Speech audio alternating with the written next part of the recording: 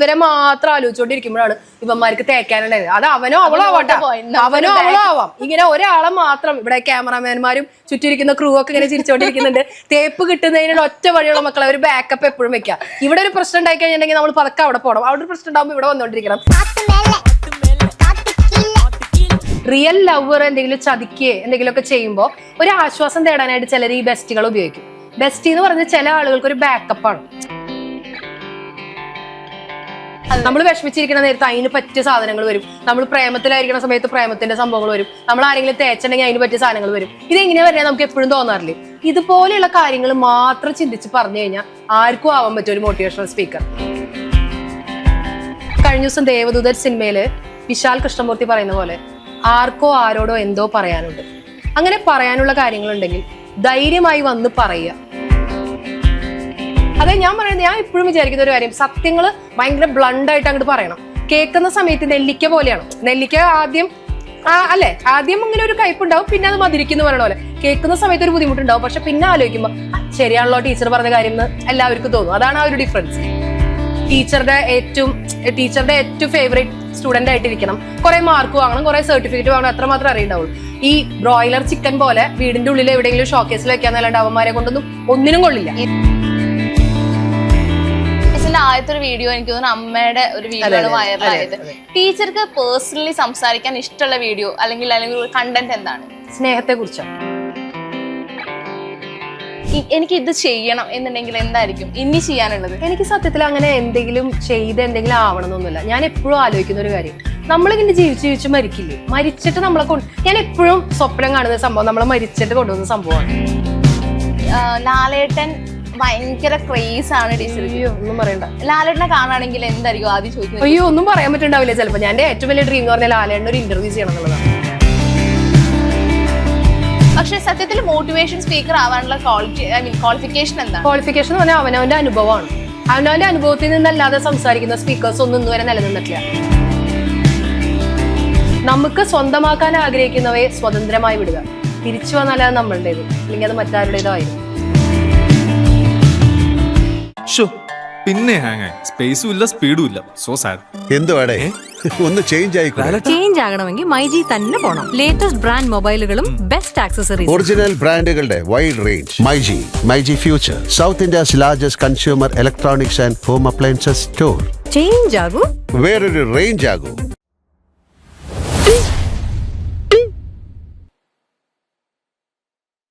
Hi, welcome to buddy life click talk. And ഇന്ന് നമ്മുടെ കൂടെ സംഭവബഹലമായിട്ടുള്ള ടീച്ചറാണ് കേട്ടോ.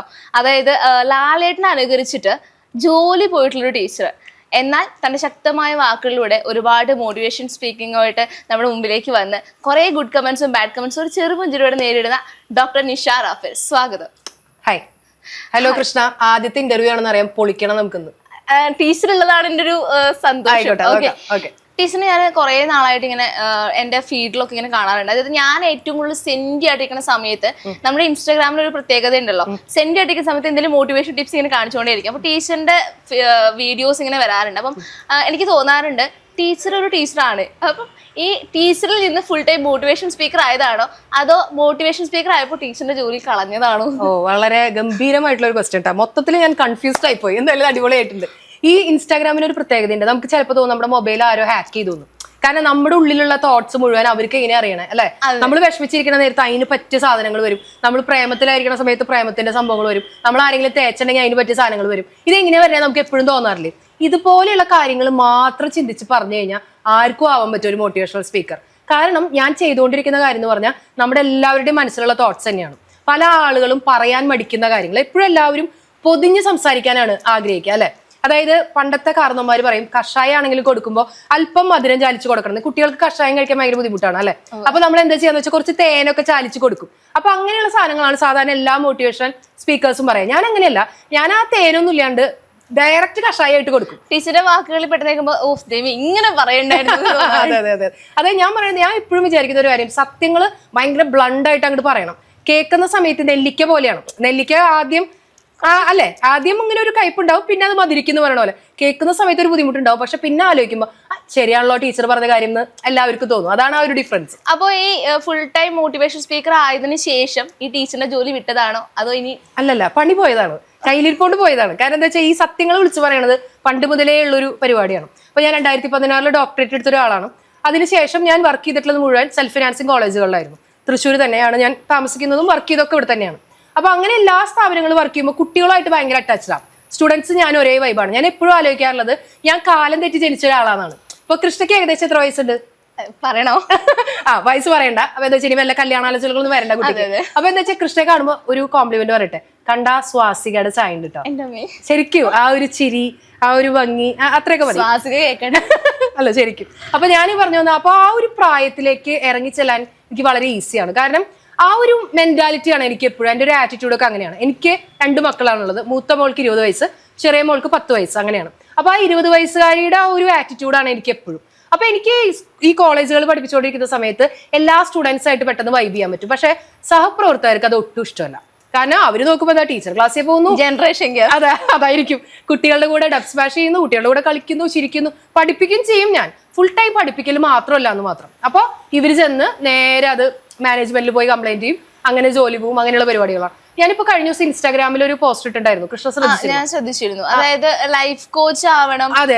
എന്താ ലൈഫ് കോച്ച് എന്ന് അറിയോ? എനിക്ക് ആക്ച്വലി സംഭവം മനസ്സിലായിട്ടില്ല. ഇപ്പൊ നമുക്കിപ്പോ അറിയാലോ, ഇപ്പൊ വയനാടും അവിടെ ഇവിടെയൊക്കെ ഒരുപാട് വെള്ളപ്പൊക്കം ഇഷ്യൂസ് ഒക്കെ നടന്നുകൊണ്ടിരിക്കുകയാണല്ലോ. അപ്പൊ നമുക്കറിയാം ലാസ്റ്റ് നമുക്ക് പ്രളയം വന്നപ്പോഴും രക്ഷിക്കാനായിട്ട് പുറപ്പെട്ടു വന്ന ഒരൊറ്റ ആളുകളും ഫ്രണ്ട് ബെഞ്ചേഴ്സ് ആയിരിക്കില്ല എന്തായാലും. കാരണം അവർക്ക് ആകെ അറിയുന്നത് കുറെ പഠിക്കണം, ടീച്ചറുടെ ഏറ്റവും ഫേവറേറ്റ് സ്റ്റുഡന്റ് ആയിട്ടിരിക്കണം, കുറെ മാർക്ക് വാങ്ങണം, കുറെ സർട്ടിഫിക്കറ്റ് വാങ്ങണം, അത്രമാത്രം അറിയണ്ടാവുള്ളൂ.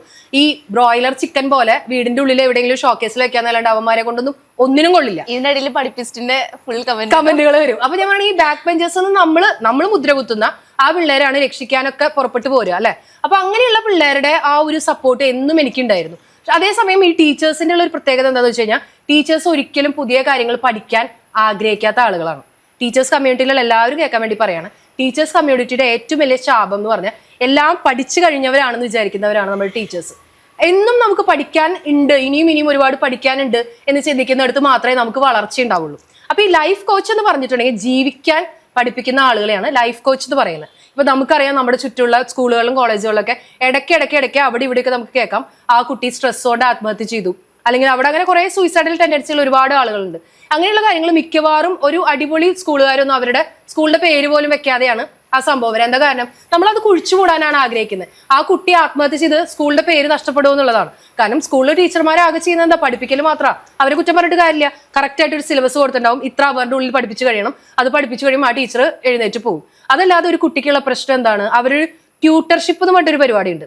അതായത് നമുക്ക് ക്ലാസ്സിലുള്ള കുട്ടികളെ പ്രശ്നങ്ങൾ എന്താണ്? ഒരു ക്ലാസ്സിലെ ഒരു കുട്ടിയെ, എല്ലാ കുട്ടികളും ഇപ്പൊ 60 പിള്ളേരുണ്ട് വിചാരിക്കും, 60 പേരുടെ പേര് പോലും പല ടീച്ചേഴ്സിനും അറിയില്ല.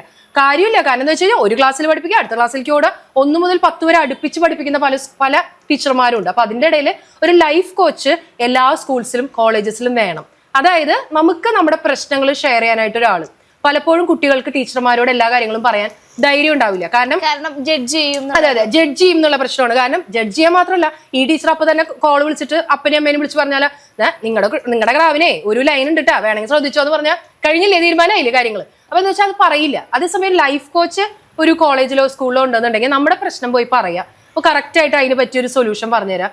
പുറമെ എവിടെയും അറിയിക്കാതെ അവർ തന്നെ ഡീൽ ചെയ്യുന്ന ഒരു ലൈഫ് കോച്ച് ഉണ്ടെങ്കിൽ മിക്കവാറും സ്കൂളുകളിലും കോളേജുകളിലും പ്രശ്നങ്ങൾ തീരും എന്നാണ് എൻ്റെ ഒരു ഇത്. അങ്ങനെയാണ് ഞാൻ ഒരു പോസ്റ്റർ ഇട്ടത്. 13 ആളുകൾക്ക് അത് മനസ്സിലായിട്ടില്ല എന്ന് മാത്രം. ആക്ച്വലി ഇനി അങ്ങോട്ടൊരു സിസ്റ്റത്തിൽ ലൈഫ് കോച്ച് എന്ന് പറഞ്ഞൊരു സിസ്റ്റം വരാണെന്നുണ്ടെങ്കിൽ കുറച്ചും കൂടി ബെറ്റർ. അതെ സ്റ്റുഡന്റ് കൗൺസിലർ എന്നൊക്കെ പറഞ്ഞിട്ട് ഇപ്പൊ എന്തൊക്കെ പോസ്റ്റുകളുണ്ട്. പക്ഷെ അതൊക്കെ എത്രമാത്രം വർക്ക്ഔട്ട് ആവുന്നുണ്ട് എന്നുള്ളതിനെ കുറിച്ച് നമ്മൾ ഒന്നും കൂടി ആലോചിക്കേണ്ടിയിരിക്കും. ഈ ഒരു കാര്യം പറഞ്ഞപ്പോഴാണ് നിഷ റാഫേലിന്റെ നമ്മളിടം പോലെയുള്ള പരിപാടികൾ, മോട്ടിവേഷൻ സ്പീക്കിങ്ങിന്റെ പുറകിൽ വലിയൊരു ആൾക്കാർ അല്ലെങ്കിൽ വലിയൊരു കൂട്ടം പ്രവർത്തിക്കുന്നുണ്ട്. വലിയൊരു എമൗണ്ട് ബൾക്കായിട്ട് ബാക്കിലേക്ക് ഇങ്ങനെ വരുന്നുണ്ടെന്നുള്ള ഒരു ചെറിയ കിംവദന്തി. പിന്നെ എന്റെ ബാങ്ക് ബാലൻസ് കണ്ടു കഴിഞ്ഞിട്ടുണ്ടെങ്കിലല്ല, അത് ഇപ്പോഴും നോക്കി കഴിഞ്ഞാൽ ഒക്കെ ബിസിനസ് ആയിട്ട് മാറുന്നുണ്ട്. ഒരിക്കലും അല്ല. കാരണം എന്താ വെച്ചാൽ ഞാൻ ഇതിലേക്ക് വരുന്ന സമയം ഇപ്പൊ നമ്മൾ ഇരിക്കുന്നത് കൊല്ലങ്കോട് പാലസിലാണ്, തൃശ്ശൂർ കൊല്ലങ്കോട് പാലസിലാണ് ഇരിക്കുന്നത്. ഇവിടുന്നാണ് എന്റെ തുടക്കം. ഞാൻ ഡോൺ ബോസ്കോ കോളേജിൽ പഠിപ്പിച്ചുകൊണ്ടിരിക്കുന്ന സമയത്ത് എന്റെ ക്ലാസ്സിലുള്ള അമീർ എന്ന് പറഞ്ഞ പയ്യന് ഒരു ക്യാമറ വാങ്ങി. അപ്പൊ അവന് ഭയങ്കര ഇഷ്ടമാണ് ഈ ഫോട്ടോഗ്രാഫി കാര്യങ്ങളൊക്കെ. അവൻ സത്യത്തിൽ മനുഷ്യന്മാരുടെ ഫോട്ടോ എടുക്കാനല്ല, വൈൽഡ് ലൈഫ് ഫോട്ടോഗ്രാഫർ ആണ് അവൻ. കുരങ്ങനെയും ആനേനെയൊക്കെ കിട്ടാത്ത തന്നെ നിശംസുവായോ നമുക്കൊരു ഫോട്ടോഷൂട്ട് ചെയ്യാന്ന് പറഞ്ഞിട്ട് അവൻ എന്നെ ഇങ്ങോട്ട് കൊണ്ടുവന്നതാണ്.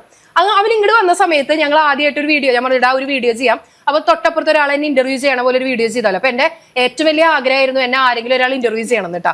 ഇപ്പൊ ഒരു കൊല്ലം കഴിഞ്ഞിട്ട് ഇപ്പൊ നിങ്ങൾ ഇന്റർവ്യൂ ചെയ്യപ്പോഴല്ലേ വന്നുള്ളൂ, ഒരു കൊല്ലം മുമ്പേ ഉള്ള ആഗ്രഹമാണ്. അപ്പൊ ഞാൻ എന്ത് ചെയ്തു വെച്ചാൽ എന്റെ ക്ലാസ്സിലുള്ള ഒരു സ്റ്റുഡന്റിന്റെ അടുത്ത് പറഞ്ഞു, നീ എന്നോട് കുറെ ചോദ്യങ്ങൾ ചോദിക്കേ, അപ്പൊ ഞാൻ ഉത്തരങ്ങൾ പറയാമെന്നൊക്കെ. അന്നത്തെ ദിവസം ആ കുട്ടി വന്നില്ല. അവളുടെ അമ്മാമ്മയുടെ അനീതി ആരങ്ങോട്ട് മരിച്ചിട്ട് ആ കുട്ടി വന്നില്ല. അപ്പൊ ഞാൻ എന്ത് ചെയ്തു വെച്ചാൽ ഇന്റർവ്യൂ ആ കുട്ടി ചെയ്തില്ലല്ലോ, അതിന് പകരം ഇന്റർവ്യൂവർ ഉണ്ട് എന്നുള്ള രീതിയിൽ ക്യാമറയിൽ നോക്കാണ്ട് ഇങ്ങോട്ട് നോക്കിയിരുന്ന് സംസാരിച്ചു. അപ്പൊ കാണുന്ന ആൾക്കാർ വിചാരിക്കും എന്നെ ആരും ഇന്റർവ്യൂ ചെയ്യാന്ന്. ആ സാധനമാണ് വൈറലായി പോയത്. ആരും ഇല്ല ഇതിന്റെ ബാക്കപ്പ് ആയിട്ട്, ബാക്കിലോ ഫ്രണ്ടിലോ ഒന്നും ആരുമില്ല, ഞാൻ മാത്രം ഒരു ഒറ്റയാൾ പോരാട്ടാണ്. ഇപ്പൊ ചെയ്തുകൊണ്ടിരിക്കുന്ന മുഴുവൻ എന്റെ മോളാണ്. മോൾക്ക് ഞാനിപ്പോ ഒരു സെക്കൻഡ് ഹാൻഡ് ക്യാമറ വാങ്ങി കൊടുത്തു. അതിൽ അവൾ എന്തെങ്കിലുമൊക്കെ ചെയ്യും, അത് എഡിറ്റ് ചെയ്യും, അത് ഇടും. അതായത് എന്റെ അടുത്ത ക്വസ്റ്റ്യൻ, ഭയങ്കര ക്വാളിറ്റി ഉള്ള വീഡിയോസ് ആണ്. അതിനപ്പുറം എനിക്ക് ടീച്ചറിന്റെ ഫീഡ് നോക്കുമ്പോൾ ടീച്ചറിന്റെ തംബ്നെയിൽസ് സത്യം പറഞ്ഞു കഴിഞ്ഞാൽ നോർമൽ നമ്മുടെ ചാനൽസിൽ പോലും ഇടാത്ത തംബ്നെയിൽസ് ആണ് ടീച്ചർ. അത് എന്റെ മാത്രം ബുദ്ധിയാണ്. ഭയങ്കര ബുദ്ധി എനിക്ക്, കാണുന്ന പോലെ ഒന്നല്ല, ലുക്ക് മാത്രമല്ല ബുദ്ധിയുണ്ട് എനിക്ക്. കാരണം ചില ആളുകളെ ഈ ക്യാപ്ഷൻസ് കണ്ടിട്ട് ചോദിക്കാറുണ്ട് സിനിമയിലേക്ക് പേരിടാനായിട്ട് തരുമെന്ന്. അങ്ങനത്തെ ചില പേരുകളാണല്ലോ ഞാൻ ഇടാം. പണ്ടത്തെ ബാലചന്ദ്ര മേനോൻ സിനിമകളുടെ പേരുകൾ ശ്രദ്ധിച്ചത് അതുപോലത്തെ ചില പേരുകളാണ്. ആ പേര് കാണുമ്പോൾ ഇത് ക്ലിക്ക് ചെയ്താൽ നിങ്ങൾ ഞെട്ടും. അതുപോലെ ഞാനിങ്ങനെ ഫീഡ് നോക്കിക്കൊണ്ടിരിക്കുമ്പോ നിങ്ങൾ സുന്ദരനാണ്. അതെ, അപ്പൊ ആളുകളുടെ ഒരു സൈക്കോളജിക്കൽ സംഭവമാണ്. ആളുകൾക്ക് അങ്ങനെ എന്തെങ്കിലും തീറ്റിട്ട് കൊടുക്കണം, അപ്പോഴാണല്ലോ ആളുകൾ അതിൽ കയറി കൊത്തുള്ളൂ. കണ്ടന്റ് അതിലുണ്ടോ ഇല്ല എന്നുള്ളതല്ല, ആ ഒരു ഹെഡിങ് കണ്ടിട്ട് ആൾക്കാർ അതിൽ വരണം. അതാണ് അതിന്റെ ഒരു സംഭവം. ടീച്ചറിന്റെ ആദ്യത്തെ ഒരു വീഡിയോ എനിക്ക് തോന്നുന്നു അമ്മയുടെ ഒരു വീഡിയോ ആണ് വൈറലായത്. ടീച്ചർക്ക് പേഴ്സണലി സംസാരിക്കാൻ ഇഷ്ടമുള്ള വീഡിയോ അല്ലെങ്കിൽ കണ്ടന്റ് എന്താണ്? സ്നേഹത്തെ കുറിച്ചാണ്. നമ്മളെല്ലാവരും ഏറ്റവും അധികം ദാഹിക്കുന്നത് സ്നേഹത്തിന് വേണ്ടിയിട്ടാണ് അല്ലെ. മാധവിക്കുട്ടിയുടെ കോട്ടിൽ പറയുന്ന പോലെ സ്നേഹം അത് പ്രകടിപ്പിക്കാനുള്ളതാണ്.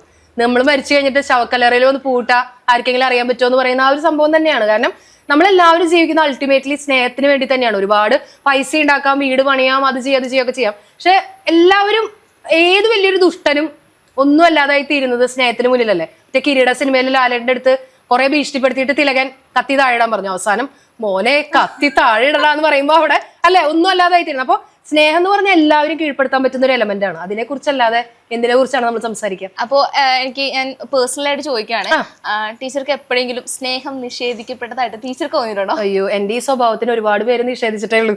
കാരണം എന്താ വെച്ചാൽ അവര് കുറ്റം പറഞ്ഞിട്ട് കാര്യമില്ല. കാരണം എന്താ വെച്ചാൽ എന്റെ ഒരു പ്രശ്നം എന്താ വെച്ചിട്ടുണ്ടെങ്കിൽ ഒരുപാട് ഇഷ്ടം വന്നു കഴിഞ്ഞാൽ ഞാൻ അവരുടെ മുഖത്ത് നോക്കിയിട്ട് അവരുടെ എല്ലാ കുറ്റങ്ങളും ചടപടേന്ന് വെച്ച് അങ്ങോട്ട് പറയും. ഇപ്പൊ കുറച്ചു നേരം കൃഷ്ണയുടെ അടുത്ത് മാക്സിമം ട്രോളുകൾ വരും. അതാണ്. അപ്പൊ എന്താ വെച്ചാൽ ഓട്ടോമാറ്റിക്കലി എല്ലാവരും നമ്മുടെ നല്ലത് മാത്രം കേൾക്കാൻ ആഗ്രഹിക്കുന്ന ആളുകളാണ്. നമ്മുടെ ഇംപെർഫെക്ഷൻസ് പലരും അംഗീകരിക്കില്ല. ഇപ്പൊ ഉദാഹരണത്തിന് ഇപ്പൊ ഞാൻ കൃഷ്ണയുടെ അടുത്ത് പറയാണ്, കൃഷ്ണ RJ ആയിട്ട് വർക്ക് ചെയ്തിരുന്നു എന്നല്ലേ പറയുന്നത്. അപ്പൊ ഞാൻ കൃഷ്ണയുടെ അടുത്ത് പറയാൻ വിചാരിക്കും, കൃഷ്ണയുടെ സൗണ്ട് അത്ര എയിമൊന്നുമില്ല കേൾക്കാൻ, എന്തോ ഒരു കിളിനാദം, ഇതാണോ RJ ആയിട്ട് നിങ്ങൾ ഇങ്ങനെയാണ് വർക്ക് ചെയ്തത് ഞാൻ ചോദിച്ചു എന്ന് വിചാരിക്കും. കൃഷ്ണ എന്താ മനസ്സിലായിരിക്കോ, പിന്നെ ഇവളാരാ എന്നെ ഇങ്ങനെ പറയാനായിട്ട് ചിന്തയില്ല. സ്വാഭാവികമായിട്ട് ഉള്ളിന്റെ ഉള്ളില് ഒരു തോട്ട് വരും. അപ്പൊ അതുപോലെ നമുക്ക് ഇഷ്ടപ്പെടാത്ത കാര്യങ്ങൾ കേൾക്കാനായിട്ട് ആരും ആഗ്രഹിക്കുന്നില്ല. നമ്മളെപ്പോഴും നമ്മൾ അടിപൊളിയാണ്, നമ്മൾ സൂപ്പറാണ്, നമ്മൾ പെർഫെക്റ്റ് ആണ്. അതേസമയം നമ്മുടെ എല്ലാ ഇംപെർഫെക്ഷൻസും നമുക്ക് സ്വയം അറിയാമെന്നുണ്ടെങ്കിൽ വേറെ ആളുകൾ നമ്മൾ കുറ്റം പറഞ്ഞാലും നമുക്കൊന്നും തോന്നില്ല. ഇപ്പൊ പലരും എൻ്റെ അടുത്ത് പറയാറുണ്ട്, ടീച്ചറുടെ സൗണ്ട് ഭയങ്കര ഒരു കറപറ സൗണ്ടാണ്, പാറപ്പുറത്തിട്ട് ഒരയ്ക്കണ പോലെയാണ്. ശരിയാണ്, എന്നെ യുണീക്ക് ആക്കുന്നത് അങ്ങനെയാണെന്നാണ് ഞാൻ വിശ്വസിക്കുന്നത്. കാരണം ഭയങ്കര ഫ്രീക്വൻസി ഉള്ള വോയിസ് ആണ് എൻ്റെ. ഭയങ്കര ഒച്ചത്തില് ഓടിയിട്ട് കഴിഞ്ഞാൽ ഒരാളങ്ങനെ കടക്ക് പുറത്ത് എന്നൊക്കെ പറഞ്ഞു കഴിഞ്ഞാൽ ആൾക്കാർ ഞെട്ടി തെറിക്കാവുന്ന രീതിയിലുള്ള അത്രയും ഒരു ഷാർപ്പായിട്ടുള്ള വോയിസ് ആണ്. പലരും പറയാറുണ്ട് ഒരു സ്ത്രീക്ക് പറ്റിയ ഒരു വോയിസ് അല്ല എന്നൊക്കെ. അല്ലായിരിക്കാം, അതുകൊണ്ടായിരിക്കും ഒരുപക്ഷെ ആളുകൾ എല്ലാവരും ഈ വീഡിയോസ് ശ്രദ്ധിക്കുന്നത്. അപ്പൊ നമ്മളുടെ എന്താണ് ഇംപെർഫെക്ഷൻസ് എന്താണെന്ന് നമുക്ക് സ്വയം അറിയാമെന്നുണ്ടെങ്കിൽ ആളുകൾ നമ്മൾ വിട്ടുപോകുന്നില്ല. പിന്നെ സുഹൃത്തുക്കള് അല്ലെങ്കിൽ ഈ നമ്മളെ സ്നേഹിക്കുന്ന ആളുകള് നമ്മുടെ എല്ലാ തെറ്റുകളും കുറവുകളും ഒക്കെ അംഗീകരിച്ച് കൂടെ നിൽക്കുന്നവർ നമ്മുടെ കൂടെ എന്നും ഉണ്ടാവും. നമ്മൾ ഇഷ്ടമില്ലാത്ത ആളുകളാണ് നമ്മൾ വിട്ടുപോകുന്നത്. അപ്പൊ നിഷേധിക്കപ്പെട്ട സ്നേഹം എന്ന് പറഞ്ഞാൽ അത് നമുക്കുള്ളതല്ല, അവര് പൊക്കോട്ടേന്നേ, വേറെ നമുക്കുള്ള ആളുകൾ വരും. ചില്ലായിട്ട് അതെ, എപ്പോഴും കൂളാണ്. എനിക്ക് തോന്നുന്നു ടീച്ചർക്ക് ഒരുപാട് ഡ്രീംസ് ഉണ്ടെന്ന് തോന്നുന്നു. കുറെ എനിക്ക് ടീച്ചറിനെ കാണുമ്പോൾ എൻ്റെ ഒരു ബെസ്റ്റ് ഫ്രണ്ട് അടുത്തൊക്കെ സംസാരിക്കുന്ന പോലെ ഇപ്പോഴത്തെ കാലഘട്ടത്തിൽ ഒരു ബെസ്റ്റ് ഫ്രണ്ട് അടുത്ത് സംസാരിക്കുന്ന പോലെ കുറെ ഡ്രീംസ് ഉണ്ട്. അപ്പം ടീച്ചർക്ക് ഇനി എന്താവാനാണ് ഒരു ആഗ്രഹം, അല്ലെങ്കിൽ എനിക്ക് ഇത് ചെയ്യണം എന്നുണ്ടെങ്കിൽ എന്തായിരിക്കും ഇനി ചെയ്യാനുള്ളത്? എനിക്ക് സത്യത്തിൽ അങ്ങനെ എന്തെങ്കിലും എന്തെങ്കിലും ആവണം എന്നൊന്നുമില്ല. ഞാൻ എപ്പോഴും ആലോചിക്കുന്ന ഒരു കാര്യം, നമ്മളിങ്ങനെ ജീവിച്ച് മരിക്കില്ലേ, മരിച്ചിട്ട് നമ്മളെ ഞാൻ എപ്പോഴും സ്വപ്നം കാണുന്ന സംഭവം നമ്മളെ മരിച്ചിട്ട് കൊണ്ടുവന്ന സംഭവമാണ്. ഞാൻ എന്നും ഇങ്ങനെ സ്വപ്നം കാണുന്ന ഒരു സാധനം, മറ്റേ പ്രാഞ്ചേട്ടനിലൊക്കെ ആ ലാസ്റ്റ് മോളിലേക്ക് വെടിവെക്കണ പോലെ, അങ്ങനെയല്ല, ഇങ്ങനെ ശവമൊക്കെ ഇങ്ങനെ കൊണ്ടുപോയില്ലേ, ശവം ഇങ്ങനെ കൊണ്ടുപോകുമ്പോൾ കളറായിട്ട് കൊണ്ടുപോകുമ്പോൾ ആൾക്കാർ ഇങ്ങനെ നോക്കി എന്ന് പറയണം, ഓ അത് നമ്മുടെ നിഷാറാഫല്ലേ കൊണ്ടുപോകണം, അടിപൊളിയായിട്ട് അവൾ ജീവിച്ചുട്ടാ, പൊളി സംഭവമായിരുന്നു അവള് ജീവിച്ച പോലെയൊക്കെ ജീവിക്കണം എന്ന് പറഞ്ഞ ആൾക്കാർ ഇങ്ങനെ കരയുന്ന ഒരു സീൻ ഉണ്ടല്ലോ. അതാണ് എൻ്റെ ഒരു ഡ്രീം. നമ്മളിങ്ങനെ ജീവിച്ചിട്ട് നമ്മളൊരു സിഗ്നേച്ചർ ബാക്കി വെച്ചിട്ട് അങ്ങോട്ട് പോകണം. അങ്ങനെ ആർക്കോ വേണ്ടി ജീവിച്ച് ചില ആളുകളുണ്ട് ചത്തതിനൊക്കെ ജീവിച്ചിരിക്കലും കുടുംബത്തിന് ഉപകാരമില്ല, നാട്ടുകാർക്ക് ഉപകാരമില്ല, ആർക്കും ഉപകാരമില്ലാണ്ട് വെറുതെ കുറെ ജീവിച്ചിട്ട് അങ്ങനെ അല്ലാണ്ട് ആളുകളുടെ മുഖത്ത് നമ്മളെ കൊണ്ട് ഒരു പുഞ്ചിരി സമ്മാനിക്കാൻ കഴിയുമെങ്കിൽ അത് അപ്പോഴാണ് നമ്മുടെ ജീവിതത്തിന് ഒരു അൾട്ടിമേറ്റ് ആയിട്ട് ആ ജീവിതം കൊണ്ട് ഒരു അർത്ഥം ഉണ്ടാവുന്നത്. അപ്പൊ നമ്മൾ മരിക്കുമ്പോൾ നമ്മളെ പരിചയമുള്ളവരും പരിചയമില്ലാത്തവരൊക്കെ അവരുടെ കണ്ണിലൊരു പൊടി കണ്ണുനീര് വരുന്നുണ്ടെങ്കിൽ നമ്മുടെ ജീവിതം സെറ്റാണ്. അതാണ് എന്റെ ഡ്രീം. അങ്ങനെ മരിച്ചു കൊണ്ടുപോകുന്ന സംഭവമാണ് എന്റെ ഉള്ളിലുള്ള ആ ഒരു സംഭവം. അതെന്തായാലും ഒരു വിയേർഡായിട്ടുള്ള ഡ്രീം. പക്ഷെ എന്തായാലും ടീച്ചർ ഇപ്പൊ ആദ്യമേ പറഞ്ഞിട്ടുണ്ടായിരുന്നു, അത് കുറെ ജോലി പോകാനുള്ള കാരണം ടീച്ചറിന്റെ ഈ സംസാരം, ഈ പ്രകൃതി ഒരു പ്രകൃതം ആദ്യത്തെ ഇന്റർവ്യൂ ആയിരുന്നു കേട്ടോ. അതിനെന്താ കുഴപ്പമില്ല, പറയൂ. ഓക്കെ, അതായത് ടീച്ചറിന്റെ ഈ ഒരു പ്രകൃതമൊക്കെ കാരണം കൊണ്ടാണ് ജോലി പോയത് എന്ന് ടീച്ചർ പറഞ്ഞു. അപ്പം ലാലേട്ടൻ അനുകരിച്ചുകൊണ്ട് ഒരു ജോലി പോയി എന്നുള്ളത് ഞാനിങ്ങനെ കേട്ടിട്ടുണ്ട്. ലാലേട്ടനൊന്ന് നമുക്ക് എക്സ്ക്ലൂസീവ് ആയിട്ട് ഒന്ന് അവതരിപ്പിച്ച് കാണിച്ചു. ലാലേട്ടനെ ഞാൻ ആക്ച്വലി അഭിനയിച്ച് കാണിക്കല്ല, ഞാൻ എന്താ വെച്ചാൽ ഡബ് സ്മാഷുകൾ ചെയ്യും ഒരുപാട്. അതായത് ലാലേട്ടൻ അഭിനയിച്ചിട്ടുള്ള സിനിമകളിലെ അത് ലാലേട്ടന്റെ ലിപ്സിംഗ് അല്ല. അതായത് ഇപ്പോ അപ്പുറത്തേക്ക് ഉർവശി മാം ആയിരിക്കും, അപ്പോൾ അവരുടെ ആ ഡബ്സ് ക്ലാസ്സിൽ തന്നെയുള്ള ഒരു സ്റ്റുഡന്റിന്റെ ഒപ്പം നമ്മൾ അങ്ങനെ സിങ്ക് ചെയ്ത് അഭിനയിക്കുകയാണ് ചെയ്യുക. അതല്ലാതെ ലാലേട്ടനെ അനുകരിക്കാനൊക്കെ ഞാൻ ആളാണോ? ഒരിക്കലും അല്ല. ലാലേട്ടനെ അനുകരിക്കല്ല, ലാലേട്ടൻ അഭിനയിച്ചിട്ടുള്ള സിനിമകളിലെ സീക്വൻസുകൾ നമ്മൾ അവിടെ തന്നെ റീക്രിയേറ്റ് ചെയ്യും. അപ്പൊ ഞാനും സ്റ്റുഡന്റും കൂടി ആ ക്ലാസ്സിലുള്ള ഏതെങ്കിലും ഒരു കുട്ടി ലാലേട്ടനാവും, ഞാൻ അപ്പുറത്തുള്ള ഉർവശി മാമോ അല്ലെങ്കിൽ വേറെ ആരെങ്കിലും മഞ്ജു വാര്യരൊക്കെ ഹീറോ. അതെ, അതാണ്. അങ്ങനെ ഞാൻ മുമ്പ് ഒരിക്കൽ ഒരു ഡബ് ചെയ്തിട്ട് മലയാള മനോരമക്കാർ ചെയ്തിട്ടുള്ള ഒരു ഡബ് സ്മാഷ് കോമ്പറ്റീഷൻ ആയിരുന്നു. അതിൽ ഏകദേശം ഒരു 2 ലക്ഷം ആൾക്കാർ ഡബ്സ് അയച്ചിട്ടുണ്ടായിരുന്നു. അത് ലാലേട്ടന്റെ മാത്രം ഡബ്സ്. അതിലെ വിന്നർ ഞാനായിരുന്നു. അത് ഗോകുലം ഇന്റർനാഷണലില് മഞ്ജു വാര്യരാണ് എനിക്ക് അതിൽ സമ്മാനമൊക്കെ തന്നത്. അങ്ങനെയാണ് എന്റെ പണി പോയത്. കാരണം എന്ന് വെച്ചാൽ അത് പേപ്പറിലും അതുപോലെ FB-യിലൊക്കെ വന്നു. മഞ്ജു വാര്യർ അന്ന് നിഷ ടീച്ചർ ആയിട്ടില്ല, അത് നിഷ റാഫേലായിരുന്നു. നിഷ റാഫേലിന് സമ്മാനം കൊടുക്കുന്നു ഡബ്സിൽ. അപ്പൊ അത് ഞാൻ വർക്ക് ചെയ്തിരുന്ന കോളേജുകളിലെ സ്റ്റാഫ് കണ്ടു. അങ്ങനെ അവർ ചെന്ന് അത് അറിയിക്കേണ്ടവരെയൊക്കെ അറിയിച്ചു. അങ്ങനെ സുന്ദരമായിട്ട് പണി പോയി. അതുകൊണ്ടൊരു ഗുണമുണ്ട്.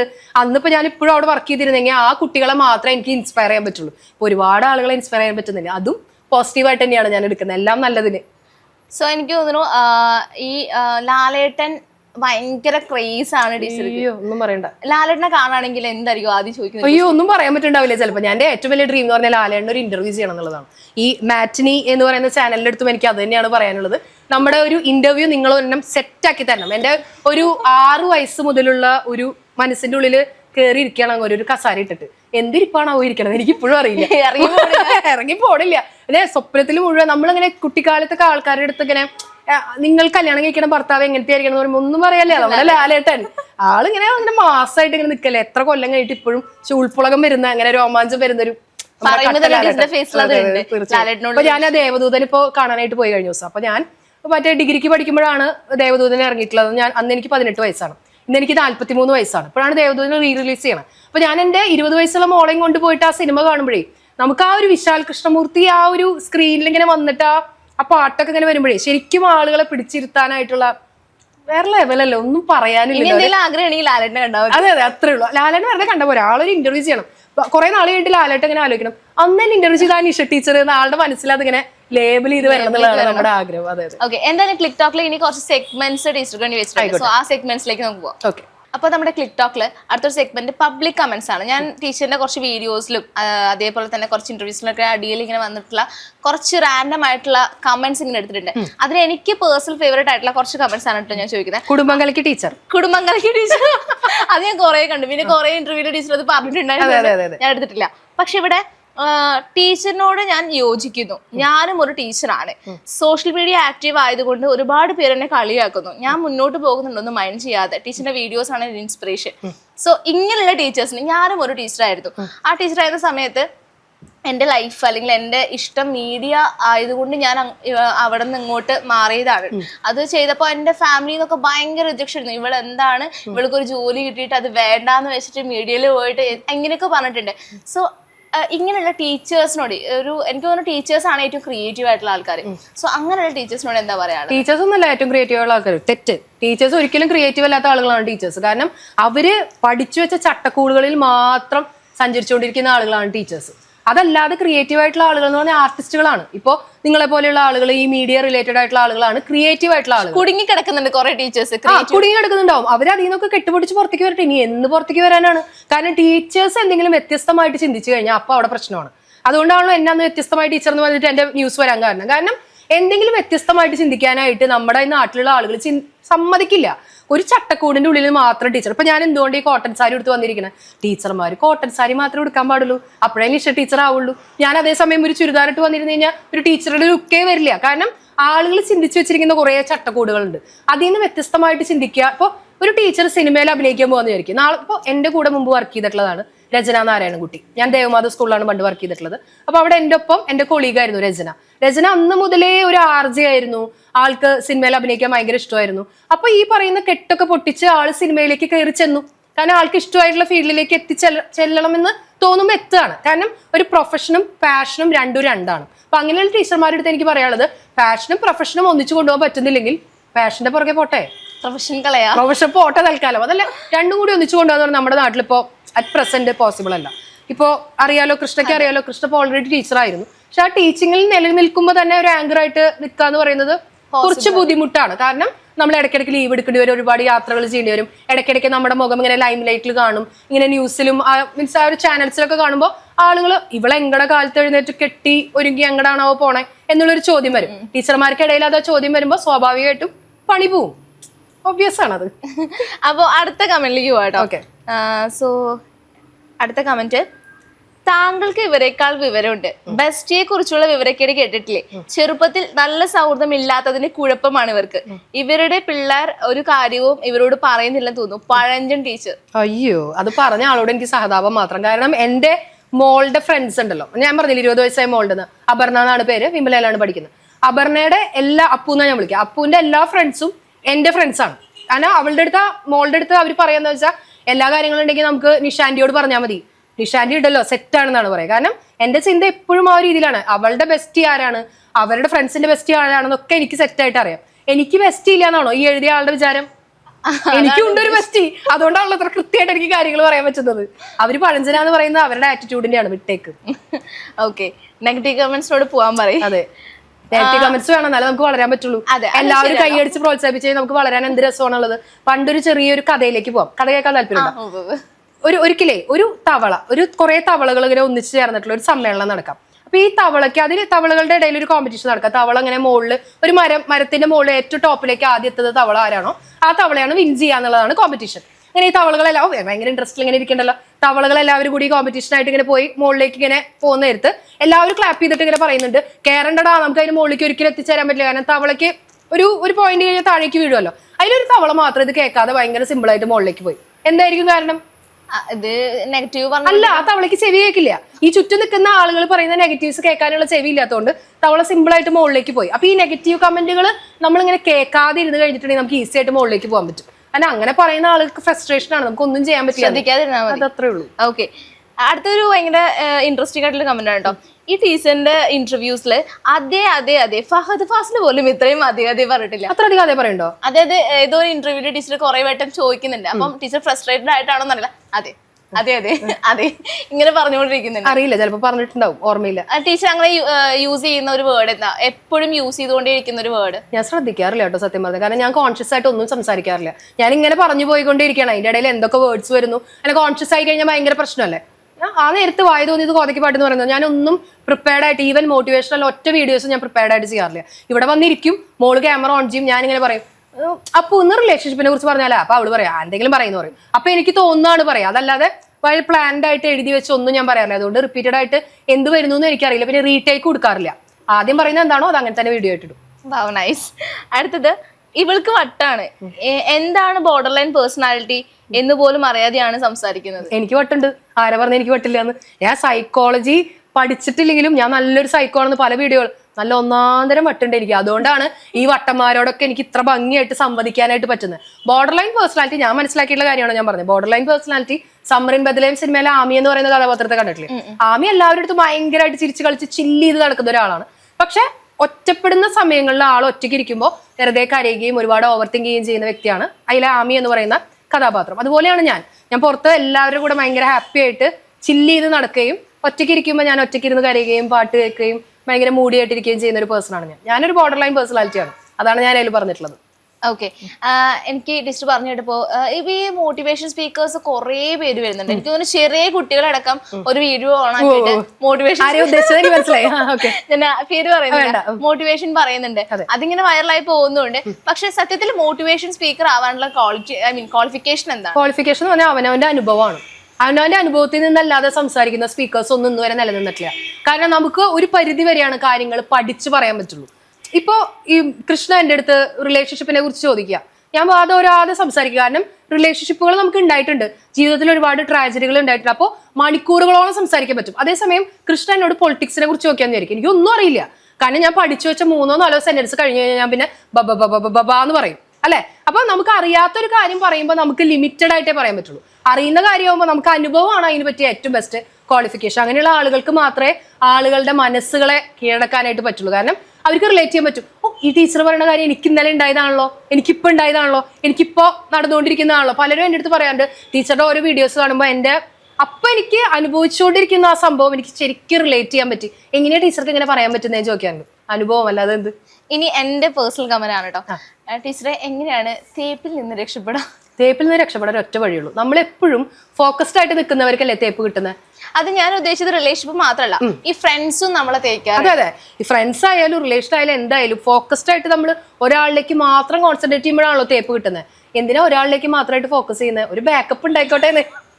വണ്ടി പോയിക്കൊണ്ടിരിക്കുമ്പോൾ ടയർ പഞ്ചറാകുമ്പോൾ നമ്മൾ അപ്പുറത്ത് ഒരു സ്റ്റെപ്പിന് വെക്കില്ലേ, അതുപോലെ ഒരു ടയർ എക്സ്ട്രാ ഉണ്ടായിക്കോട്ടെ, എന്താ കുഴപ്പം? ഈ തേപ്പ് കിട്ടുമ്പോൾ നമുക്ക് അങ്ങോട്ട് പോവാലോ. ഈസി ആയിട്ടുള്ള വഴി അതാട്ടോ ഞാൻ നോക്കിയിട്ട്.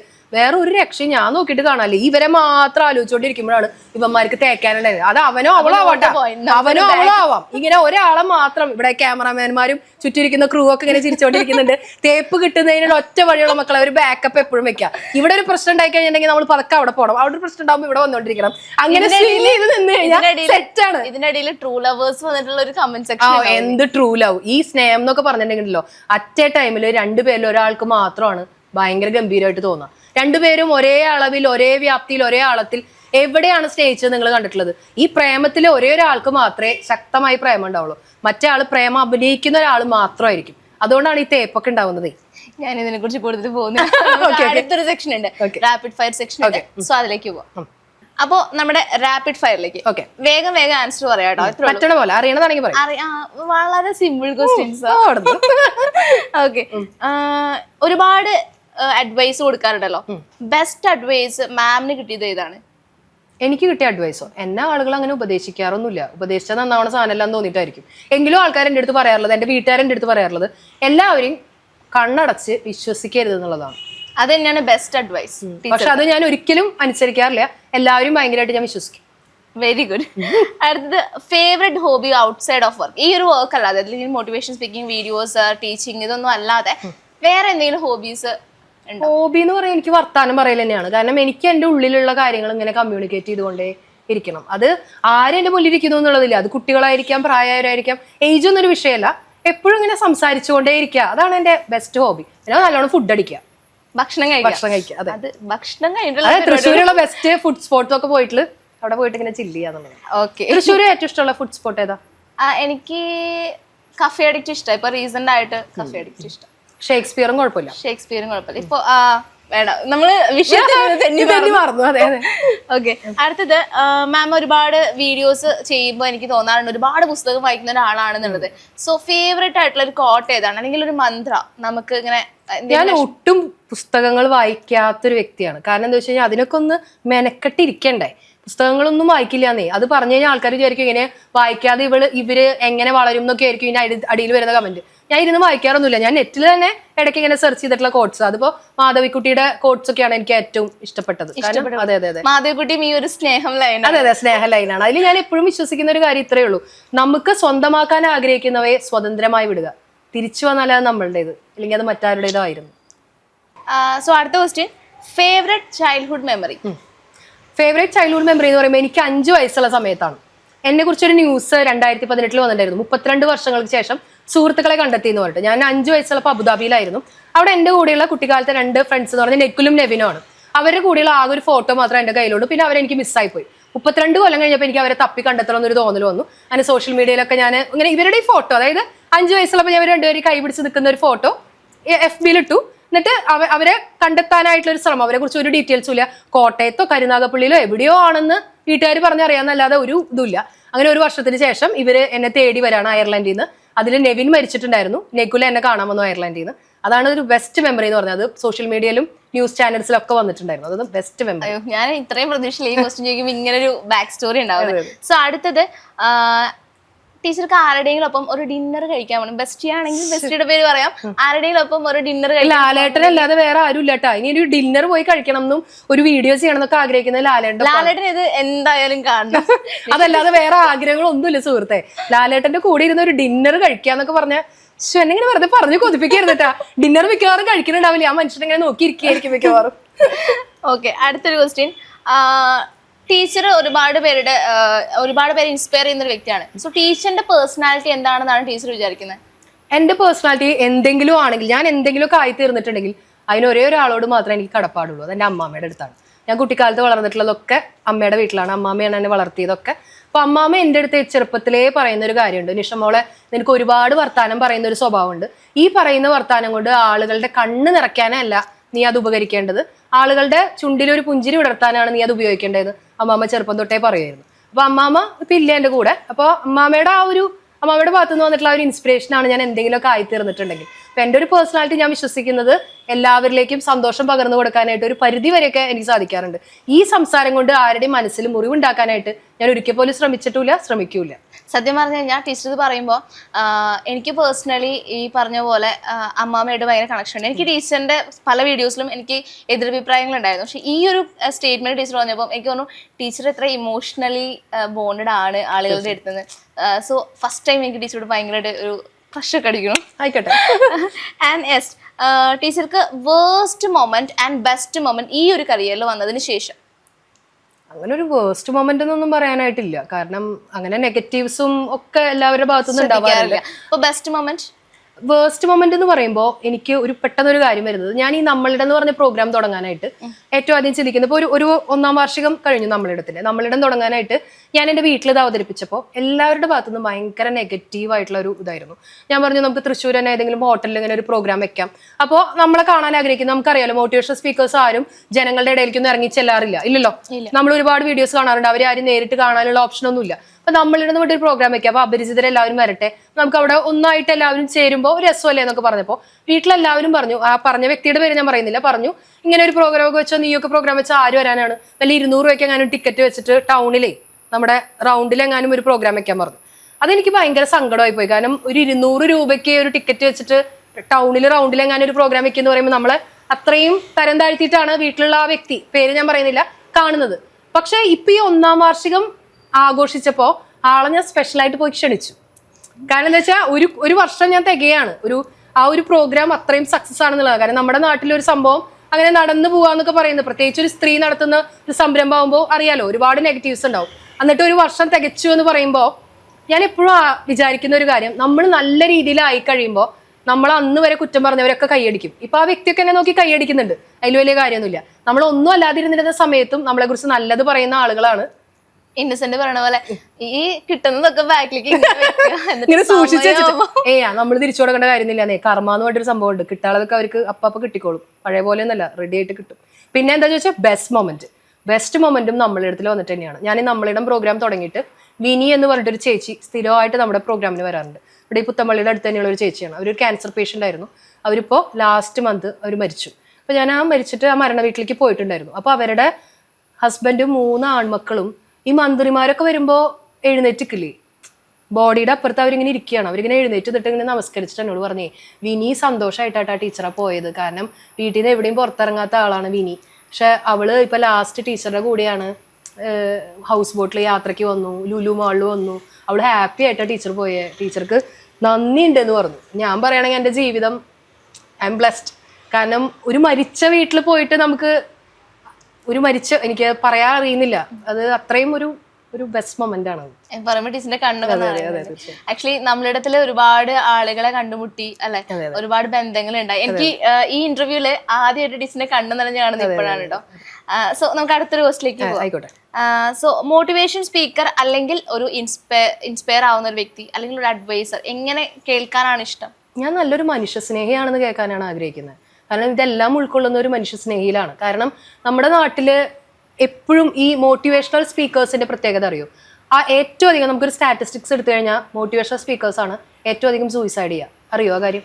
ഇല്ല. കാരണം അത് ഒന്ന് ഗൂഗിൾ ചെയ്ത് നോക്കി കഴിഞ്ഞാൽ അറിയാം. നമ്മുടെ ഇന്ത്യയിൽ തന്നെ ഏറ്റവും അധികം സൂയിസൈഡൽ ടെൻഡൻസി ഉള്ള ആളുകൾ മോട്ടിവേഷണൽ സ്പീക്കേഴ്സാണ്. അത് എന്തുകൊണ്ടാണെന്നറിയോ? അവരുടെ ജീവിതത്തിൽ ഒരുപാട് ദുരനുഭവങ്ങളുണ്ട്. ഈ ദുരനുഭവങ്ങൾ മുഴുവൻ എടുത്തു വെച്ചിട്ട് ഇവര് ഒരു മെഴുകുതിരി പോലെ കത്തിക്കൊണ്ടിരിക്കുകയാണ്. അവരുടെ പ്രശ്നങ്ങളെ മുഴുവൻ ആളുകളിലേക്ക് പോസിറ്റീവ് ആക്കിയിട്ട് പുറത്തേക്ക് കൊണ്ടുവരാനാണ് ഓരോ മോട്ടിവേഷണൽ സ്പീക്കറും ചിന്തിക്കുന്നത്. അപ്പൊ ഞാൻ ആലോചിക്കുന്നത് നമ്മുടെ ഉള്ളിലുള്ള പ്രശ്നങ്ങളെ മുഴുവനും വേറൊരു രീതിയിലാക്കിയിട്ട് ആളുകളിലേക്ക് നന്മ കൊണ്ടുവരാൻ പറ്റുകയാണെങ്കിൽ അതാണ് ഏറ്റവും ബെസ്റ്റ് കാര്യം. ഇപ്പോൾ ടീച്ചർ പറഞ്ഞ പോലെ തന്നെ ഒരു മോട്ടിവേഷൻ സ്പീക്കറിന് കുറെ ഉള്ളിലൊരു പെയിൻ ഉണ്ടാവും. അതായത് പുറത്ത് ഞാൻ പറയും നീ ഇങ്ങനെ ചെയ്താൽ മതി അടിപൊളിയാണ് എന്നൊക്കെ പറഞ്ഞിട്ട് ഉള്ളില് എനിക്കത് ചെയ്യാൻ പറ്റാത്തൊരവസ്ഥ, അങ്ങനെ ഒരു സംഭവം ഉണ്ടാവുമല്ലോ. ടീച്ചർക്ക് അങ്ങനെ എന്തെങ്കിലും? അങ്ങനെയല്ല ഞാൻ പറയുന്നത്. നമ്മൾ സാധാരണ ഒരാൾ വിഷമിച്ചിരിക്കുന്ന സമയത്ത് ചില ആൾക്കാർ വന്ന് നമ്മുടെ അടുത്ത് പറയില്ല, നീ എന്തിനാ വിഷമിച്ചിരിക്കണേ, ഈ ചെറിയ കാര്യത്തിലാണ് വിഷമിച്ചിരിക്കുന്നത് പറയുന്ന ആളുകളില്ലേ. അവർക്ക് സത്യത്തിൽ ആ ഒരു അനുഭവം ഫേസ് ചെയ്യാത്ത ആളുകളാണ്. ഒരാൾ വിഷമിച്ച് ഇപ്പൊ എന്റെ അടുത്തേക്ക് വന്ന് പറയാണ്, ടീച്ചറെ ഞാനിങ്ങനെ ഒരു വിഷമാവസ്ഥയിൽ കൂടെ കടന്നു പോവാണെന്ന് പറയുമ്പോൾ ഒരിക്കലും ഞാൻ അവരോട് പറയില്ല ഇതൊക്കെ സിമ്പിൾ കാര്യമല്ലേ എന്ന് നമ്മൾ ഒരിക്കലും പറയരുത്. അയാൾ കടന്നു പോകുന്ന പ്രശ്നം എന്താണെന്ന് നമുക്ക് അനുഭവിച്ചാൽ തന്നെ അറിയുള്ളൂ അല്ലെ. ഇപ്പൊ കൃഷ്ണയുടെ കാര്യം ഒന്ന് ആലോചിച്ചു. കൃഷ്ണ ഇപ്പൊ കടന്നു പോകുന്ന ഇപ്പൊ ഒരു എന്തെങ്കിലും ഒരു ബ്രേക്കപ്പിലൂടെ കടന്നു പോകാന്ന് വിചാരിക്കും. അപ്പൊ ഞാൻ കൃഷ്ണ എൻ്റെ അടുത്ത് വന്ന് പറയാണ്, ടീച്ചറെ ഞാൻ അങ്ങനെ ഒരു ബ്രേക്കപ്പ് അങ്ങനെ അനുഭവിക്കുകയാണ്, എനിക്ക് ഭയങ്കര പ്രശ്നമുണ്ട്, എനിക്ക് ഉറക്കം വരണില്ല, രാവിലെ അവന്റെ ഗുഡ് മോർണിംഗും വൈകിട്ട് അവന്റെ ഗുഡ് നൈറ്റും ഒക്കെ കിട്ടാണ്ടാവും, എനിക്ക് എന്തോ ഭയങ്കര ഒരു ബുദ്ധിമുട്ട് പോലെ, ഞാൻ ആകെ ഇല്ലാണ്ടാവണ പോലെ തോന്നുന്നു ടീച്ചർ, എനിക്ക് ഭക്ഷണം കഴിക്കാൻ പറ്റുന്നില്ല, എനിക്ക് ആകെ ഒരു ലോൺലിനെസ് ഫീൽ ചെയ്യുക, ഞാനിങ്ങനെ എല്ലാവരും ഉണ്ടായിട്ടും ഞാനിങ്ങനെ ആരും ഇല്ലാതായി പോകുന്ന പോലെയൊക്കെ തോന്നുക പറയുമ്പോൾ ഞാൻ അങ്ങനെ ഇവിടെ ഇരുന്ന് ഇങ്ങനെ കേട്ടിട്ട് ഞാൻ പറയണം, അതൊക്കെ ചെറിയ കാര്യമല്ലേ, വിട്ടുകള ചീള് കേസ് എന്ന് പറഞ്ഞാൽ എന്താ തോന്നാ, ചെപ്പക്കുറ്റിമൊന്നും തരാൻ തോന്നൂല്ലേ? എന്താ കാരണം? ഈ ഇപ്പുറത്തിരുന്ന് സംസാരിക്കുന്ന ആൾക്ക് അനുഭവം ഇല്ല എന്നുണ്ടെങ്കിൽ അങ്ങനെ പറയുള്ളൂ. അതേസമയം അനുഭവമുള്ള ഞാൻ എന്താ പറയാ മോളെ, അതിന് സമയം. ബ്രേക്കപ്പിൽ കരഞ്ഞിട്ടുണ്ടോ? ബ്രേക്കപ്പിൽ കരഞ്ഞിട്ടൊക്കെ ഉണ്ട്. പിന്നെ കരയാണ്ട് എങ്ങനെയാ? നമ്മൾ സാധാരണ ആൾക്കാർ ഈ മോട്ടിവേഷണൽ സ്പീക്കേഴ്സ് തള്ളാൻ വേണ്ടിയിട്ട് പറയും, ഇന്ന് അവൻ പോയെങ്കിൽ ഇന്നലെ എനിക്ക് അവനെ വേണ്ടാന്നൊക്കെ. വെറുതെയാണ്. അവൻ ഇന്ന് പോയെങ്കിൽ എനിക്ക് നല്ല ബുദ്ധിമുട്ടുണ്ട്, ഇന്നലെ വേണ്ടാന്നൊക്കെ വെറുതെ പറയാൻ തള്ളാൻ മാത്രമേ പറ്റുള്ളൂ. ബ്രേക്കപ്പിലൂടെ കടന്നുമ്പോൾ നമ്മൾ കരയും, ഒരുപാട് ഡിപ്രഷൻ ഉണ്ടാവും, എല്ലാത്ത ഒറ്റപ്പെടലൊക്കെ ഫീൽ ചെയ്യും. പിന്നെ അതിൽ നമ്മൾ സ്വയം കയറി വരാൻ. ഞാൻ ഈ ഇന്നസെന്റ് പറഞ്ഞ പോലെ ടെൻഷൻ വന്നാൽ കാല് അടുപ്പിൽ വെച്ച് കത്തിക്കുന്ന പറഞ്ഞ പോലെ ടെൻഷൻ വന്നാൽ ഞാൻ ഉടനെ 2 മോട്ടിവേഷൻ വീഡിയോ അങ്ങോട്ട് ഇടും. ആളുകളെ അങ്ങോട്ട് ഇൻസ്പയർ ചെയ്തിട്ട് ഞാൻ സ്വയം അങ്ങോട്ട് സന്തോഷിക്കും. അതാണ് എന്റെ. അതെ, അങ്ങനെയാണ് ഞാൻ മോട്ടിവേഷൻ സ്പീക്കർ ആയത്.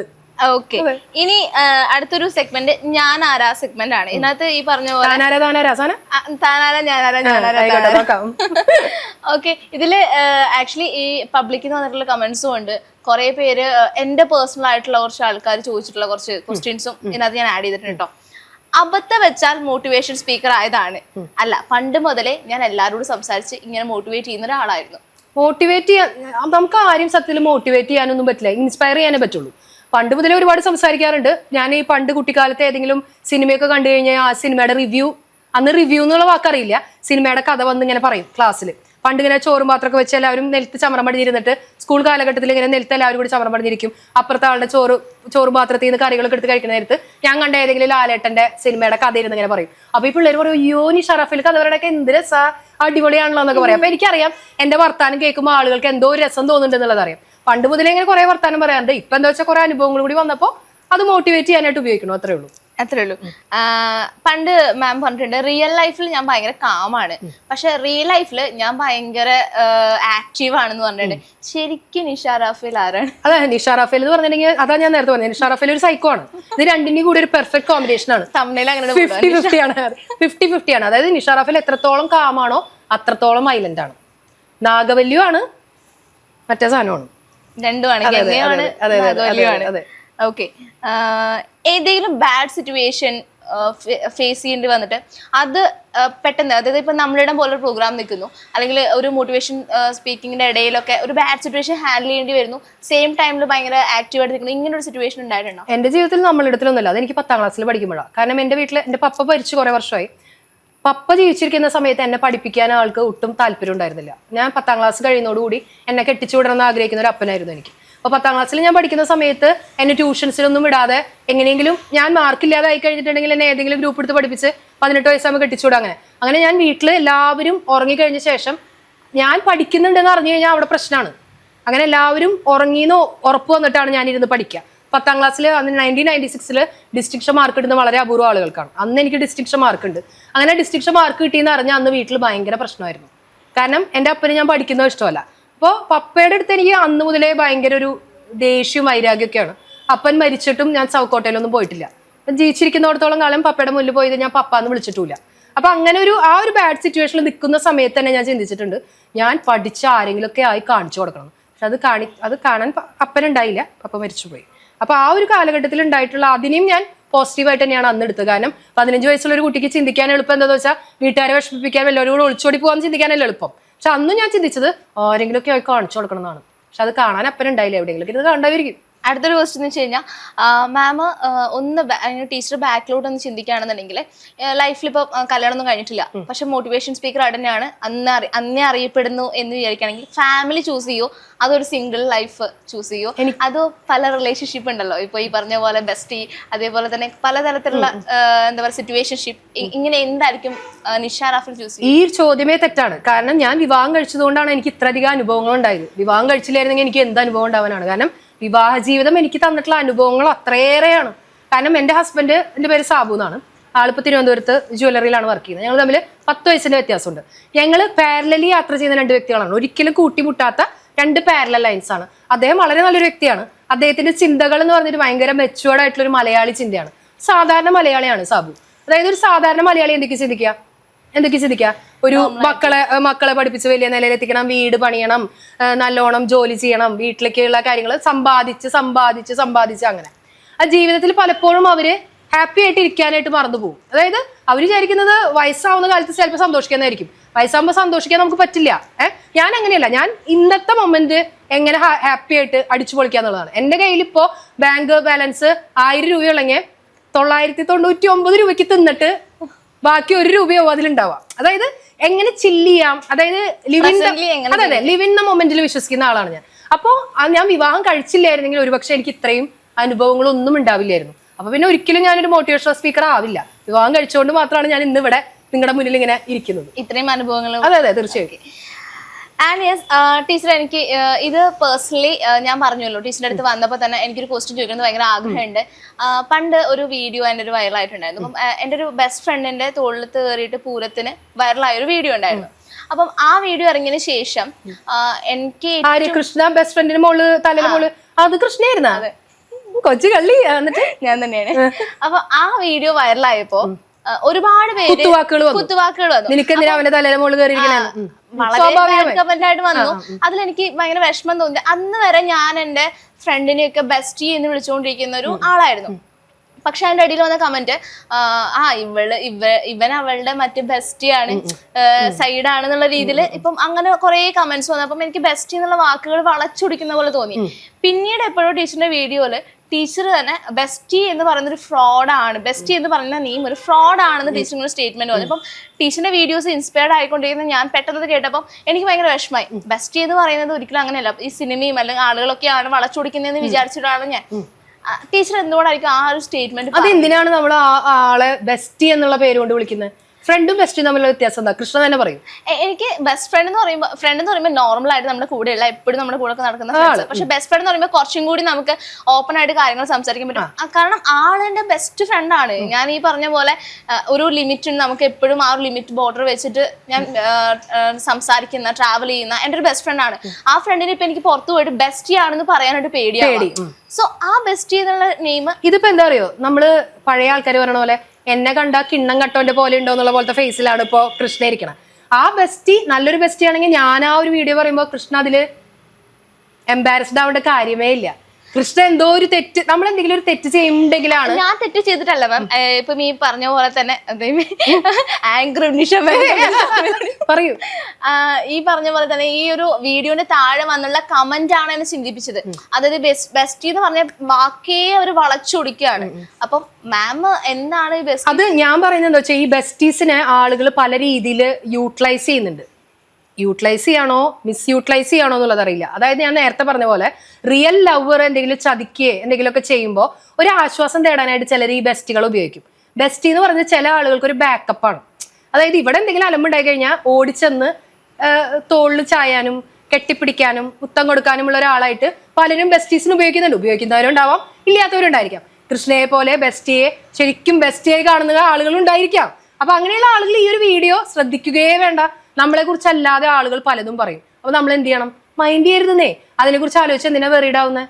ഓക്കെ, ഞാൻ ടീച്ചറോട് ചോദിക്കുന്നത് ഇപ്പൊ എനിക്ക് ക്ലിയർ ആയി. ഓക്കെ, ഇനി അടുത്തൊരു സെഗ്മെന്റ് എന്ന് പറഞ്ഞാൽ ഇപ്പൊ ഞാൻ ടീച്ചറിനെ ചോദിച്ച ചോദ്യങ്ങളിലൊക്കെ ചില ചോദ്യങ്ങൾ ഇവളെന്തിനാ ഇതൊക്കെ ചോദിച്ചേ എന്നൊക്കെ തോന്നിയിട്ടുണ്ടെങ്കിൽ ഒരു സ്വൈപ്പിംഗ് മൊമെന്റ്. അതായത് ടീച്ചറാണ് എന്നെ ഇന്റർവ്യൂ ചെയ്യുന്നെങ്കിൽ ടീച്ചർ എന്തൊക്കെയായിരിക്കും ചോദിക്കുക? വൈറലാക്കരുത്, എയറിലാക്കരുത്. ഞാൻ സത്യം പറഞ്ഞ ആരെയും ഇന്റർവ്യൂ ചെയ്യാറില്ലാത്തത് കൊണ്ട് ഞാൻ ചോദിക്കുന്ന ചോദ്യങ്ങൾക്കൊന്നും ഇത്രയും ഭംഗി ഉണ്ടാവില്ല.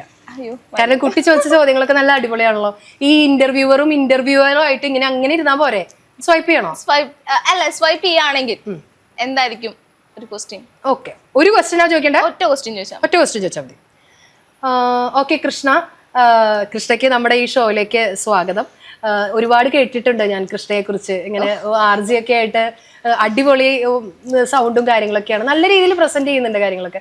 ആരെങ്കിലും കൃഷ്ണനെ കാണാൻ സ്വാസികയുടെ ചായ ഉണ്ടെന്ന് പറഞ്ഞിട്ടുണ്ട്. എന്ത് ഭയങ്കര എലഗന്റ് ആണ് കേട്ടോ നിങ്ങളെ കാണാൻ, എന്ത് രസമാണ്. നല്ല ആക്ച്വലി പണ്ട് ഒരിക്കല് നിഷ മാമിന്റെ ഇന്റർവ്യൂവിൽ ഞാൻ ഇങ്ങനെ ഒന്ന് സംസാരിക്കുന്ന സമയത്ത് നിഷ മാം ആണ് ആദ്യമായിട്ട് ഇങ്ങനെ ഒരു കമന്റ് പറഞ്ഞത്. മതി. Thank you so much.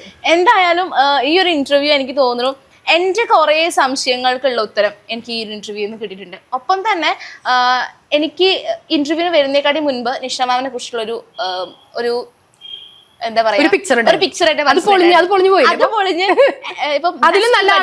അതെ ബെസ്റ്റ് ബഡി എന്നുള്ള പോലെ. അപ്പം ഒരു പെട്ടെന്നൊരു മാം പറഞ്ഞു, പെട്ടെന്ന് ഞാൻ ജസ്റ്റ് ഇങ്ങനെ ആലോചിച്ചിട്ട് പെട്ടെന്ന് പറയുന്നതാണ്, മോട്ടിവേഷൻ സ്പീക്കിംഗ് അങ്ങനെ പ്ലാൻഡ് ഒന്നും അല്ലാന്ന് പറഞ്ഞു. സോ റിലേഷൻഷിപ്പിനെ കുറിച്ചിട്ട് ജസ്റ്റ് ഒന്ന് വേഗം പറയാൻ പറഞ്ഞ ഒരു മോട്ടിവേഷൻ ക്ലിപ്പ് ഞങ്ങൾക്ക് എക്സ്ക്ലൂസീവ് ആയിട്ട് തരാൻ പറ്റും? റിലേഷൻഷിപ്പ് എന്ന് പറഞ്ഞാൽ അത് മറ്റൊന്നുമല്ല, നമ്മൾ ആ തൊട്ട് മുന്നിലിരിക്കുന്ന വ്യക്തിനെ നമ്മളെ പോലെ തന്നെ സ്നേഹിച്ച എല്ലാ കാര്യങ്ങളും സെറ്റാണ്. കാരണം സ്നേഹത്തിനേക്കാളും മീതെ നിൽക്കുന്ന സംഭവം ട്രസ്റ്റാണ്. വിശ്വാസം നഷ്ടപ്പെട്ടാൽ പിന്നെ ആ സ്നേഹം കൊണ്ട് പ്രത്യേകിച്ച് കാര്യമൊന്നുമില്ല. ഞാൻ എപ്പോഴും എല്ലാവരുടെ അടുത്തും പറയുന്ന കാര്യമാണ്, സ്നേഹം നമുക്ക് പിന്നെയും ബിൽഡ് ചെയ്തെടുത്തുകൊണ്ട് വരാൻ പറ്റും. വിശ്വാസം നഷ്ടപ്പെട്ട തന്നെയാണ്. എന്തായാലും ഇനിയും ഒരുപാട് പേർക്ക് ഇങ്ങനെ ഇൻസ്പയർ ആവാനായിട്ട് നിഷ മാമിന് സാധിക്കട്ടെ. എനിക്ക് ഭയങ്കര ബ്ലെസ്ഫുൾ മൊമെന്റ് ആണ് കേട്ടോ. ഒരു തൃശ്ശൂർക്കാരുടെ ഇന്റർവ്യൂ ചെയ്യുക, അത് ഫസ്റ്റ് ഇന്റർവ്യൂ, അത് അടിപൊളിയാണ്. And thank you so much. So എന്തായാലും നമ്മുടെ പ്രേക്ഷകരോട് എന്താ മാമിന് പേഴ്സണലി എന്തെങ്കിലും പറയാനുണ്ടെങ്കിൽ അത് എന്തായിരിക്കും? നമ്മളെല്ലാവരും ഒരുപാട് സംസാരിക്കുന്ന വ്യക്തികളാണ്. ഒരുപാട് കാര്യങ്ങൾ നമ്മൾ എല്ലാവരുടെ അടുത്തും സംവദിക്കാറുണ്ട്. ചിലരോടൊക്കെ പറയാൻ പറ്റാത്ത ചില കാര്യങ്ങളെങ്കിലും നമ്മുടെയൊക്കെ മനസ്സിലുണ്ടായിരിക്കും. അത് പറഞ്ഞാൽ മറ്റുള്ളവർ എന്ത് വിചാരിക്കും, മറ്റുള്ളവർ എന്നെ ജഡ്ജ് ചെയ്യോ, അത് പറഞ്ഞില്ലെങ്കിൽ എന്തായിരിക്കും, അങ്ങനെ ഒരുപാട് സ്ട്രെസ്ഫുൾ മൊമെന്റ്സിലൂടെ നമ്മൾ കടന്നു പോകാറുണ്ട്. ഇപ്പോൾ കഴിഞ്ഞ ദിവസം ദേവദൂതർ സിനിമയിൽ വിശാൽ കൃഷ്ണമൂർത്തി പറയുന്ന പോലെ ആർക്കോ ആരോടോ എന്തോ പറയാനുണ്ട്. അങ്ങനെ പറയാനുള്ള കാര്യങ്ങളുണ്ടെങ്കിൽ ധൈര്യമായി വന്ന് പറയുക. കാരണം നിങ്ങളെ ജഡ്ജ് ചെയ്യാത്ത ഒരു സമൂഹം നിങ്ങൾക്ക് ചുറ്റുമുണ്ട്. നമ്മളിടം എന്ന് പറയുന്ന പ്രോഗ്രാമിൽ നിങ്ങൾക്ക് വന്ന് സംസാരിക്കാം. ഒരുപാട് പരിചിതരായി മാറുന്ന ഒരു ഇടമാണ്. എന്നാലാകുന്ന രീതിയിൽ ഞാൻ നിങ്ങളെ സഹായിക്കാം. നമുക്ക് എല്ലാവർക്കും ഒത്തൊരുമിച്ച് കൂട്ടായി മുന്നോട്ട് പോകാം. ഒത്തിരി സ്നേഹം, ഒത്തിരി ഇഷ്ടം. ടീച്ചർ പറഞ്ഞ പോലെ തന്നെ ഒരുപാട് അപരിചിതരെ പരിചിതരാക്കി മാറാനായിട്ട് ടീച്ചർക്ക് സാധിക്കട്ടെ എന്ന് ഞാൻ ആശംസിക്കുകയാണ്. നമ്മുടെ ഇടത്തിലൂടെ ഒരുപാട് പേര്, ഒരുപാട് കൂട്ടായ്മ ഉണ്ടാവട്ടെ എന്ന് ഞാൻ ആശംസിക്കുകയാണ്. ആൻഡ് നമ്മുടെ ക്ലിക്ക് ടോക്ക് ഇന്നിവിടെ അവസാനിക്കുകയാണ്. Till then bye. Ajay Krishna from matting live.